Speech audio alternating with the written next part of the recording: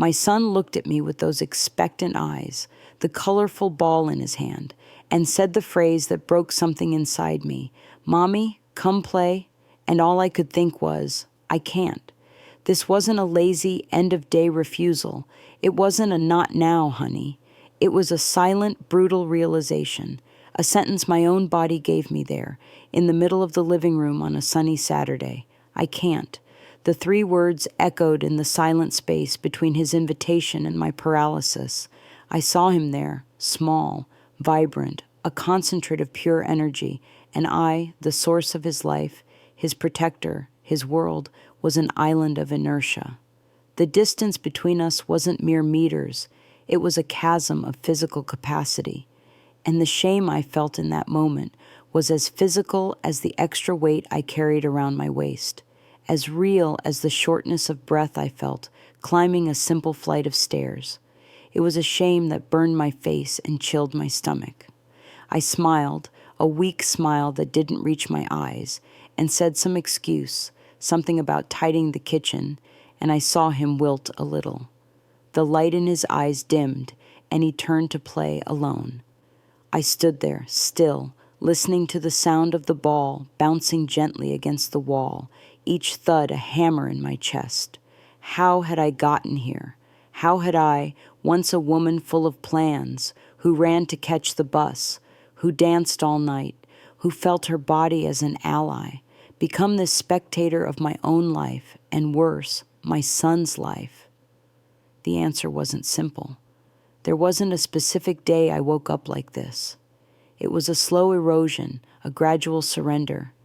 It began during pregnancy, with the understandable excuse that I was eating for 2.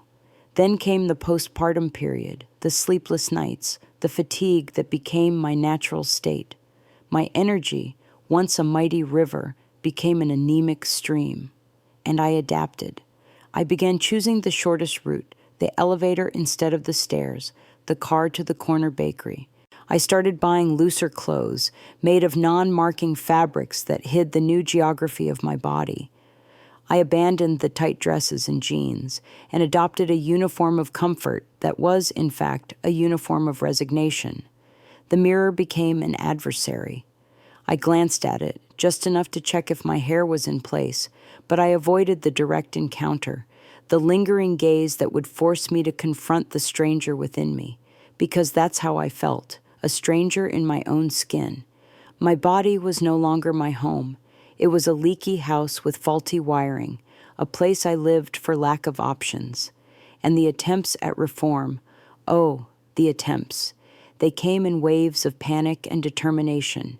Monday was always the day of revolution. I'd sign up for the gym filled with fragile hope, only to feel intimidated by the sculpted bodies, the noise, my own ineptitude. I'd last 2 weeks, 3, tops. I'd buy diet books, download apps, stock the fridge with leafy greens and promises. I'd cut carbs and find myself in an unbearable mood and a throbbing headache. I'd cut sugar and dream of chocolate. I'd fast and feel weak, dizzy, unable to think at work. Each attempt was like building a sandcastle. It required monumental effort and crumbled with the first wave of reality. A stressful day at work, a sleepless night with my sick son, a social event. And with each crumbling castle, the tide of guilt rose a little higher, leaving me certain that the problem was me. It was my lack of discipline, my lack of willpower. It was a character flaw. I saw other women, other mothers, who seemed to have it all together.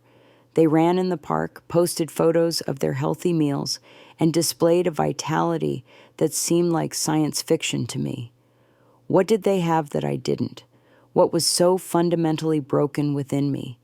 That Saturday, my son's request, was the breaking point.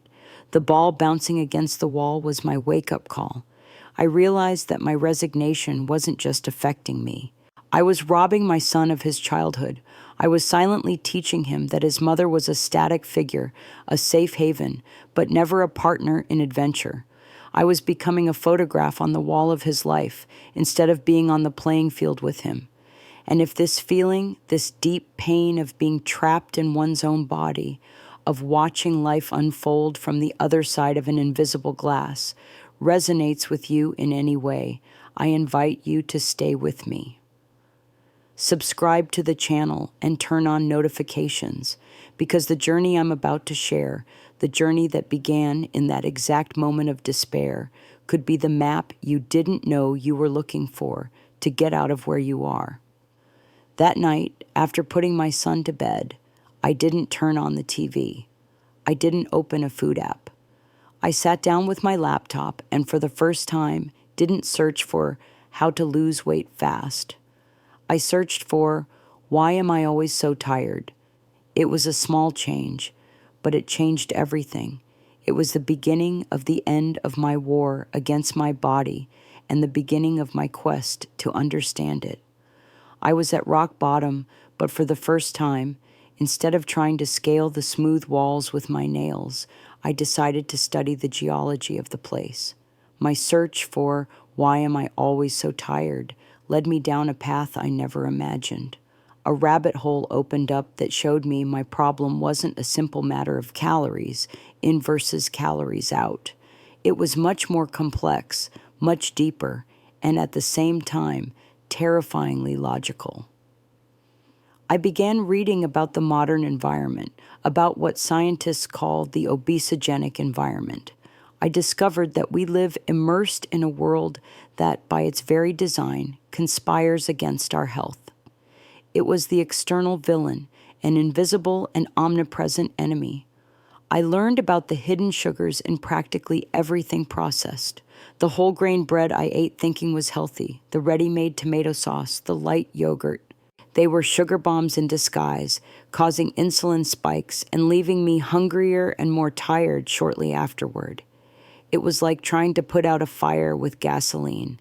I discovered the inflammatory vegetable oils present in almost all restaurant foods and supermarket products, which acted like sandpaper on my arteries and cells, creating chronic, low-grade inflammation that sapped my energy. And the endocrine disruptors, plastics, pesticides, cosmetics, synthetic molecules that mimic our hormones and disrupt the delicate orchestra of our physiology, especially the female one. I realized that my body wasn't just fighting my appetite. It was in a constant chemical battle against a hostile environment. It was as if I were trying to build a solid house on swampy, constantly shaking ground. No matter the quality of my bricks, my willpower, the foundation kept giving way. This discovery was, paradoxically, an immense relief. It lifted the heavy blanket of guilt from me. I wasn't weak. I was being systematically sabotaged. But this revelation led me to an even deeper question. If we're all exposed to this same external villain, why do some people seem to resist it better than others? Why did my body seem to have succumbed so completely? It was then that I discovered the second, more insidious enemy, the internal villain. I learned that years of exposure to this toxic environment, coupled with chronic stress, sleepless nights, and yo-yo dieting, do not go unpunished. They reprogram our internal operating system. They corrupt our biological instruction manual. I stumbled upon a concept that was like a key turning in a rusty lock: metabolic inertia. It was the idea that the body, to protect itself from this constant attack, enters a state of emergency.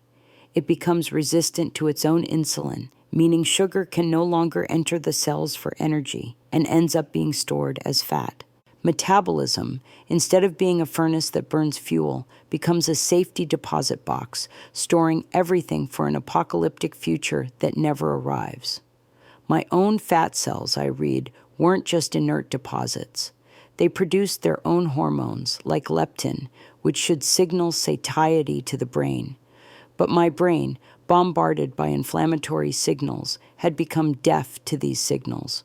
So even with my body full of energy reserves, fat, my brain thought we were starving, making me feel hungrier and less energy to expend. It was a perfect vicious cycle, a biological nightmare. I wasn't just tired. I was living in a permanent energy-saving mode. My body had the handbrake on, and I spent all day stomping on the accelerator, not moving, just burning out the engine. I understood why. I understood that my body wasn't my enemy, but a sophisticated machine that was being sabotaged from the outside and damaged from the inside. It was a beautifully designed hydroelectric plant, but the water reaching the reservoir was full of silt and debris, and the internal turbines themselves were rusted and jammed. But understanding the problem was one thing. Finding the repair manual to restart the turbines, to clean the system and unlock the floodgates was another entirely. Where would I find the key to this liberation? The answer wasn't in any popular diet. I knew that now. The answer would have to be something that worked at the cellular level. Does that resonate with you? The feeling that no matter what you do, your body seems to be working against you in a stubborn energy-saving mode? Tell me in the comments when you felt this strongest frustration, that moment when you realized your willpower alone wasn't enough. My search became an obsession, but a healthy one. I devoured scientific articles, attended lectures by biochemists, and read biohacking forums where people discussed cellular physiology with a passion I had never seen before. I followed the trail of metabolic inertia, and it led me to the heart of the problem, the mitochondria. I vaguely remembered from high school biology class that they were the power plants of cells, but the reality was far more fascinating. They weren't just power plants. They were the very intelligence of our metabolism, and mine, I realized, were diseased. Years of inflammation and oxidative stress caused by the external villain had damaged my mitochondria. They became few, small, and inefficient. That's why I had no energy. That's why my body preferred to store fat rather than burn it. Burning fat is a process that requires healthy and abundant mitochondria. My body simply no longer had the cellular labor to do the job. And it was at this point in my research that I stumbled upon the missing piece, the knowledge that didn't refute what I already knew about diet or exercise, but that finally made it all make sense. It was a concept called the cellular mitofussion cycle. The name was complex, but the idea was stunningly beautiful. Scientists had discovered that under the right conditions, mitochondria within a cell can fuse with each other, forming larger, more powerful, and more resilient networks. It was a quality control and energy optimization mechanism. When mitochondria fuse, they share their components, discard the damaged parts, and become super mitochondria. This revelation was a thunderbolt in my mind. The solution wasn't just to give my body less bad fuel, sugar, processed foods. The solution was to actively repair the very machinery that burns fuel. I needed to induce this mitofusion cycle. This was what explained why all my diets had failed. Trying to diet with unhealthy mitochondria was like putting premium gas in a car with a broken engine. It was pointless. Strenuous exercise? It was like forcing a blown engine to run, causing even more damage. Mitofussion was the catalyst. It was the mechanic repairing the engine so that the fuel and movement could finally have the desired effect.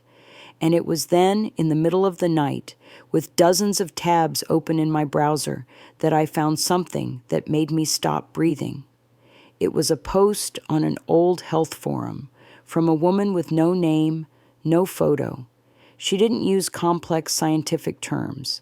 She used real-life language. She described the scene with her son in the park, the ball, his refusal to play. She described the shame, the fatigue that seemed embedded in her bones. She described her pilgrimage through diets and gyms. And then she told how she began researching cellular energy and how she shifted her focus from losing weight to feeding her cells. She spoke of feeling an internal awakening, a clean energy that didn't come from caffeine, but from within. She described the first time she ran with her son and cried with joy. I began to cry there, sitting in the dim light of my living room, the light from the screen illuminating my tears. It was like reading my own diary, written by a stranger halfway around the world years before. For the first time in a long time, I didn't feel broken or alone. I felt part of a larger story, part of a truth that was being deliberately obscured by the noise of the diet industry. I was on the right path. That anonymous woman with her story validated my entire journey. I delved deeper. What was activating this mitofusion cycle? The answer lay in a specific class of plant compounds, polyphenols, antioxidants, and micronutrients present in certain plants, herbs, and foods that humanity has consumed for millennia, but that have been virtually eliminated from our modern processed diet. Compounds like oleuropein from olive leaves, resveratrol from grapes, curcumin from turmeric, and chlorogenic acid from green coffee. They weren't magical fat burners. They acted as signaling signals. They were chemical messengers telling my cells the environment is safe. It's time to stop storing and start repairing. It's time to fuse and generate energy. I had the theory. I had the name of the mechanism, the cellular mitofusion cycle. I even had a list of the natural compounds that supposedly activated it. The plan seemed complete and perfect on paper, a beautiful architectural blueprint for my new life. But the question that haunted me as the sun began to rise was, could this be applied in my kitchen? Was it possible, amidst my chaotic routine as a working mother and housewife, to gather these ingredients, many of them rare and expensive, and transform them from scientific theory into real energy, coursing through my veins and allowing me finally to say yes to my son? The challenge seemed as great as the one I already faced. Hope, for the first time, was stronger than despair. I had a map, a plan of action. The architect within me, which had been dormant for years, awakened. My project was to rebuild my cellular powerhouse. The first phase was a headlong dive into practical execution. I went to the market not with a shopping list, but with a list of raw materials for mitofusion. I became a polyphenol hunter. Olive leaves for tea, fresh turmeric to grate on everything, dark grapes, blueberries, walnuts, green coffee extract. My kitchen became a laboratory. I brewed bitter-tasting teas, strangely colored smoothies, complex salads that took forever to assemble. It was expensive. It was time-consuming. I spent more time planning and preparing my meals than living my life, which was ironically the opposite of what I was striving for. But I persisted, driven by a determination I hadn't felt in years. And then, after almost 2 weeks of this intense regimen, something happened. It wasn't a bolt of lightning. It wasn't a divine revelation. It was something much more subtle. I woke up on a Tuesday before my alarm clock rang, and I didn't feel like I'd been hit by a truck. There was a stillness, an absence of that thick mental fog that was my constant companion. That afternoon, I made it through 3 p.m., my daily energy graveyard, without desperately craving a cup of coffee or a piece of chocolate. It was a small glimpse, a flicker of light from a bulb that had long been off. The plant wasn't running at full steam, but a turbine, somewhere deep inside, had let out a whimper and begun to slowly turn. That small spark of energy was the proof I needed. The theory was real. My biology could indeed be fixed. But the initial joy soon gave way to a new frustration. The results were incredibly inconsistent. One day, I'd feel that glimmer of clarity. The next, exhaustion would return with a vengeance. I realized it was nearly impossible to get the right amount and combination of these compounds every day. One day the saffron wasn't fresh enough. The next I couldn't find the organic blueberries, or I simply didn't have the time to prepare my botanical elixir. I was trying to be a pharmacist in my own kitchen, and I didn't have the equipment, the knowledge, or the time to do it. And that's when the great epiphany happened, the moment when architect meets engineering. I was trying to build a high-performance engine from scrap metal parts. The design, the floor plan, was correct, but the materials and assembly were amateurish. I realized that to achieve a real, consistent, and transformative effect, I didn't just need the right ingredients. I needed them in a therapeutic dose. I needed the purity, concentration, and synergy that only a controlled extraction and formulation process could offer. Nature held the keys, but science had the ability to polish them and place them on the right keychain. That small victory, that spark of energy, was everything. It proved the theory was real. The plant could be restarted, but it also revealed a fatal flaw in my plan. I didn't need a hint of hope. I needed an avalanche of energy. I didn't need a hesitant trickle of strength. I needed the dam's floodgates to open once and for all, releasing the power I knew was pent up within me. And I realized, with absolute clarity, that to achieve the purity and potency necessary to force this systemic change in my body, I couldn't do it alone with a shopping list and a blender. I needed a precision tool. I needed engineering to execute the architectural vision, and that realization shifted my search once again, setting me on the path to the final solution. My investigation took a new, more focused and professional turn. I was no longer looking for recipes. I was looking for applied science. My searches became clinical studies on polyphenols and mitochondrial function, supplements for activating the mitofusion cycle, synergistic formulas for cellular energy.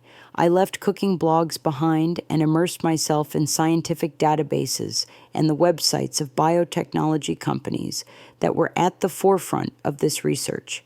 It was a relief to discover that I wasn't reinventing the wheel. Teams of scientists, biochemists, and physicians had already been working on this for years. They knew about metabolic inertia. They knew the power of mitofusion. And they were dedicated to solving the exact problem I faced in my kitchen: how to deliver these key compounds in the purest, most bioavailable, and effective form possible. I read about extraction processes that isolated the active ingredients from plants, discarding the rest, ensuring a potency that would be impossible to achieve by eating the whole food. I read about how certain compounds, when combined, had an exponential effect, far greater than the sum of their parts. Science was validating every step of my journey, every conclusion I had drawn instinctively. This built a layer of intellectual credibility that was unshakable. It was no longer just my theory, it was emerging scientific fact. And it was in the midst of this in-depth research that I began to find the most important validation of all: social proof. As I investigated a specific formulation that seemed to perfectly align all the ingredients of my research, I found the stories. These weren't anonymous forum posts. They were testimonials from real women with names, faces, stories. Women who described the same brain fog, the same fatigue that weighed like a lead coat, the same guilt at not being able to keep up with their children. And they described the change. They didn't talk about losing weight as the primary goal, though that often happened as a natural side effect. They talked about getting their life back, about waking up feeling rested, about having the mental energy to focus on work and the patience to deal with the challenges of motherhood. They used phrases like clean energy, feeling my body turn on again, clarity I hadn't felt since college. They were echoes of my own hope, but coming from people who had already crossed that bridge. That was the final push. I realized that this capsule wasn't a magic weight loss pill, the kind of thing I'd sworn never to try again. It was something fundamentally different. It was a precision tool. It was the team of engineers delivering the perfectly calibrated engine my architectural blueprint required. It was the way to ensure my cellular powerhouse received the exact therapeutic dose of the compounds it needed to initiate the mitofusion cycle every day, consistently and without the stress and uncertainty of trying to do it alone. It was the logical step, the intelligent optimization of my plan. I had the theory. I had the scientific proof. I had the social validation. The only thing missing was my own personal proof. With my heart pounding, a mixture of nervousness and overwhelming hope, I placed the order. The wait for the package was sweet torture. I felt like I wasn't just waiting for a product. I was waiting for the key to unlock the prison door I'd trapped myself in. The package arrived on a rainy afternoon. I held the bottle in my hand, and it felt heavy, not because of its physical weight, but because of the weight of the expectation I placed on it. I started taking it the next day, quietly, as part of my morning routine. For the first few days, I monitored myself every minute, looking for a change, for a sign. But, like the first spark of energy I felt during my kitchen laboratory phase, the change wasn't a thunderclap. It was a slowly rising tide. It started with sleep. After about a week, I noticed I was sleeping more soundly. I woke less during the night, and in the morning, the hangover feeling began to dissipate. Then came mental clarity. The fog began to thin. I could focus on a task at work longer. I found words more easily. My brain felt more agile, less sluggish. The physical energy came last, but it came with a vengeance. It was a crescendo. One day, I climbed the 2 flights of stairs in my apartment building without feeling like my lungs were going to explode.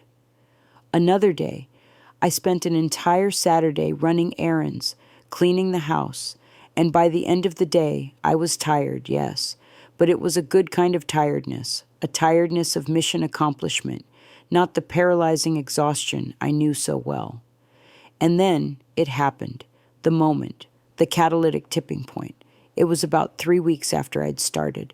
My son was playing in the living room, just like that other Saturday that seemed like a lifetime ago. He had the same colorful ball in his hand. He looked at me, perhaps a little hesitantly, remembering my past refusals. "Mommy, catch!" he yelled, and in the same instant he threw the ball high toward me, and something extraordinary happened. I didn't think, I didn't calculate, I didn't hesitate. My body simply reacted. I rose from the couch in one fluid motion, took 2 quick steps to the side, stretched out my arms, and the ball landed perfectly in my hands.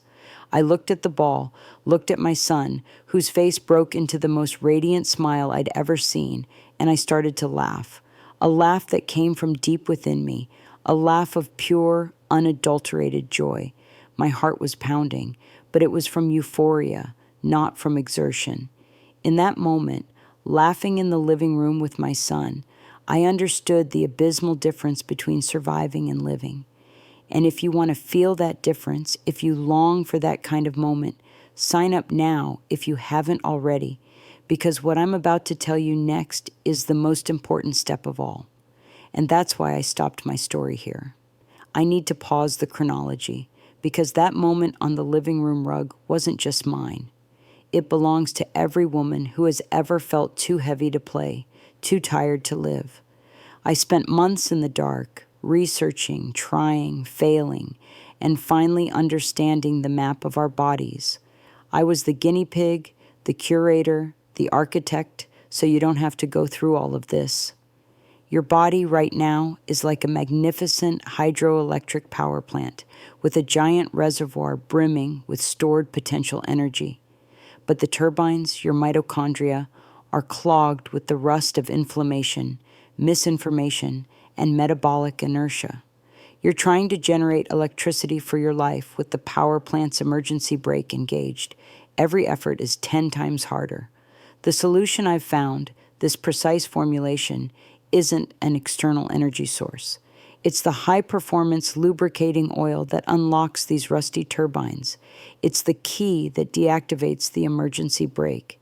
It doesn't give you energy. It allows your own energy, the energy already there, pent up within you, to finally flow freely, abundantly, and cleanly. The question here isn't what you'll lose if you do nothing. The question is, how much life, how much joy, how much play are you missing out on? Every day your power plant operates at 10% capacity. The urgency doesn't come from fear of the future. It comes from the desire to access your full potential now, to feel good as quickly as possible. I'm not a salesperson. I'm an architect who discovered a revolutionary blueprint and found the best team of engineers to execute it. After all my research, I found a formula that perfectly aligned with the science of the mitofusion cycle. It's the purest, most precise, and effective tool I've found to rewire this system. I can't promise results, as each body is a universe, but I can say, with all the sincerity of my heart, that it was the missing piece for me. I left a link to the exact formulation I used in the description and in the first pinned comment of this video. Click there, not for me, for you. See for yourself the research, the ingredients, the stories. It's my sincere recommendation from one mother who started playing again to another. And now, back to the story, because catching that ball was just the beginning. It was the reopening of the power plant. The true reward was seeing electricity finally illuminate every area of my life. Months later, the scene is different. It's a Saturday morning in the same park where, years before, I felt like a failed spectator. The sun is hot, and I'm the one shouting to my son, "I bet you can't catch me," and I start running. Not a forced, painful jog, but a light, powerful one. I feel the wind on my face, the strength in my legs, and I hear his warm laugh coming right behind. We run until we fall onto the grass, panting and laughing. We spend the whole day there, climbing on toys, playing ball, having a picnic. And on the way home, he falls asleep in the car, his head leaning against the window, a serene smile on his face. As I tuck him into bed, he stirs a little, opens his eyes, and whispers, "Today was the best day, Mommy." And I, with a lump of gratitude in my throat, kiss his forehead and think, "For me too, my son, for me too." This is the energy that awaits you. This is the life that exists on the other side of inertia. If my story touched you, if you saw yourself in it, subscribe to the channel. Share this video with a woman you love who needs to hear that she's not broken, just disconnected. And take your first step. Click the link in the description and in the pinned comment. Redesign your energy. Rebuild your movement. Your new floor plan is waiting for you.